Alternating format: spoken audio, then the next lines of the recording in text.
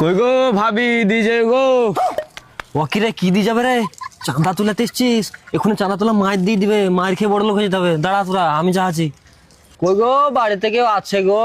এই ভিক্ষারের দিকে ভিক দিতে দিতে কোনদিন আমি ভিখারি হয়ে যাব। কই তোমাদের ঝোলা দাও, ঝোলা তো নাই হাতে, ভিক দেবো কিসে?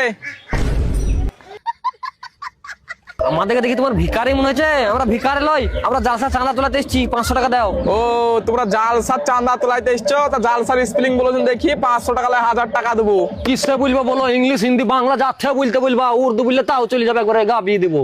আরবিতে বল।